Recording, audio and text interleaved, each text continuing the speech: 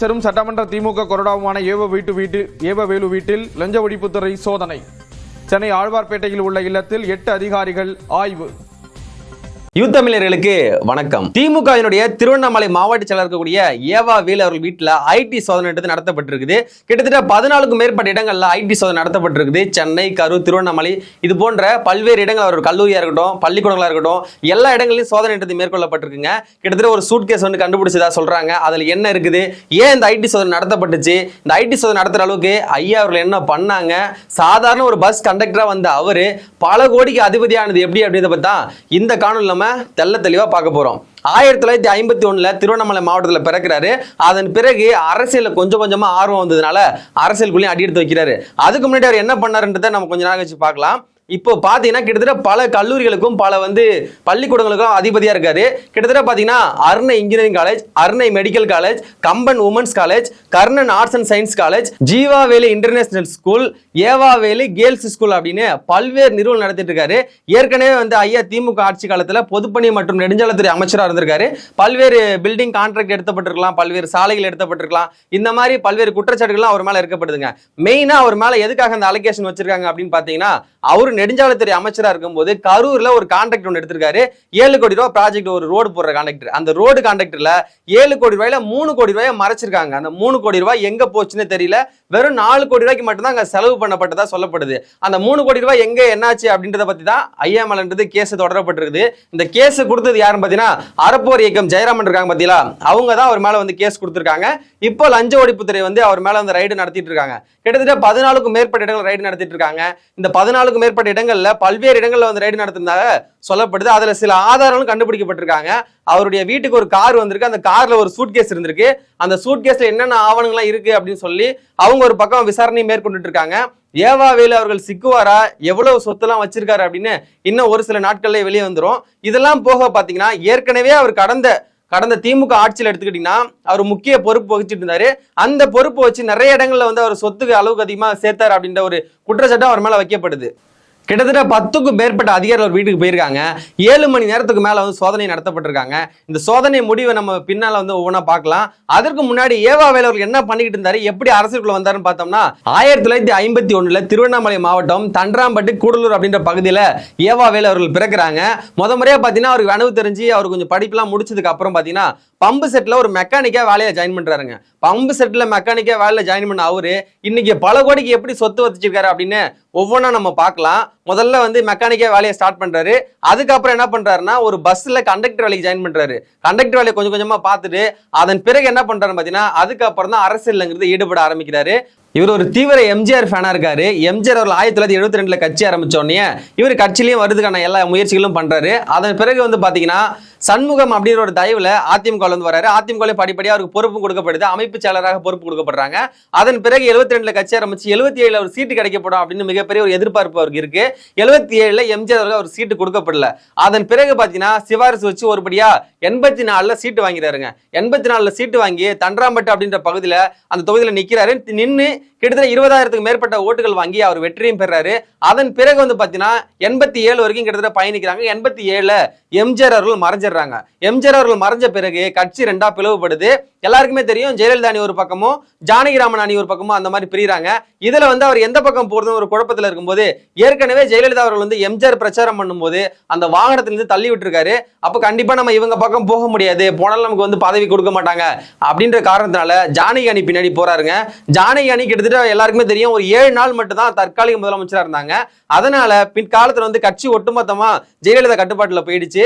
ஜெயலலிதா அவர்கள் கட்டுப்பாட்டுக்கு போனதுக்கு அப்புறம் கண்டிப்பா நம்ம போனா நமக்கு அங்க எதுவுமே கிடைக்காதுன்ற காரணத்தினால இவர் என்ன பண்றாரு பாத்தீங்கன்னா, கொஞ்சம் வெயிட் பண்ணிட்டே இருக்காரு. அந்த நேரத்துல நடிகர் பாக்யராஜ் கட்சி ஆரம்பிச்சிருக்காங்க.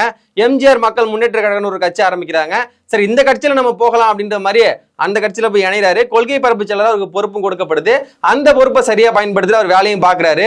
கொஞ்ச நாள்ல என்ன பண்றாரு பாக்யராஜ் பாத்தீங்கன்னா, அந்த கட்சி இன்னொரு கட்சி கூட போய் கூட்டணி நினைச்சிட்டு கட்சியவே கலைச்சிடுறாரு. ஒரு கட்டமா அதுல இருந்து வெளியில வந்துடுறாரு. வெளியில வந்ததுக்கு அப்புறம் என்ன பண்றதுன்னு தெரியல. சரி, நம்ம திரும்ப போய் அதிமுக சேரலாம் அப்படின்னு பார்க்கும்போதுதான் ஜெயலலிதா அவர்கள் குறித்து ஒரு புத்தகம் ஒன்று எழுதுறாருங்க. அந்த புத்தகத்துல பாத்தீங்கன்னா திராவிட தாயின்ற மாதிரி ஒரு புத்தகம் எழுதாரு. புத்தகம் எழுதி அவங்களுக்காக அதை கொடுக்கறதுக்காக வெயிட் பண்ணிட்டு ஒரு காலகட்டத்தில் பாத்தீங்கன்னா இவருடைய சொந்த ஒரு திருவண்ணாமலையில இன்னொருத்தர் கட்சி ஆரம்பிக்கிறாரு. கிட்டத்தட்ட ஆர்.எம். வீரப்பன்ற ஒரு கட்சி ஆரம்பிக்கிறாரு. அந்த கட்சியில இவர் கிட்டத்தட்ட அந்த ஊர்ல இருக்க எல்லா பகுதியிலையும் போயிட்டு போஸ்டர் ஓட்டுறது, கொடி பிடிக்கிறது, களப்பணிகள் செய்யறது, இந்த மாதிரி எல்லா வேலைகளையும் செய்ய வந்திருக்காரு.